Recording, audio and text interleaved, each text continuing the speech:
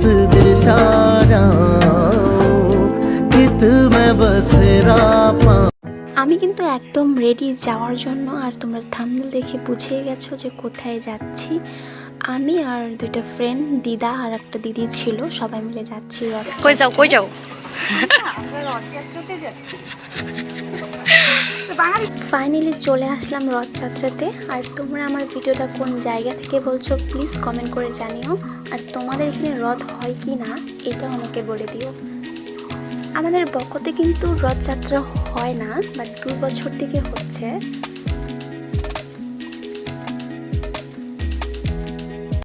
পাল্টায় রং বদলায় অস্থির মন, হাতের মুঠোয় ফেরারি সময় শুধু শিহরণ, ছায়াপথ ধরে হাত ছানিকার সেই পিছুটা, কার কথা মনে পড়ে।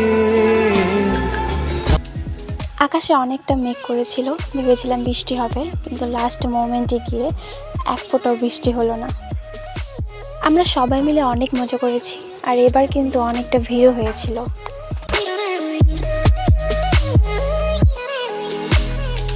ফাইনালি চলে আসলাম মাসির বাড়িতে, আর ওখানে কিন্তু শরবত, মিষ্টি আর খিচুড়ি খাওয়াচ্ছিল। তো আমরা দুজনে মিলে খেয়ে নিলাম শরবত।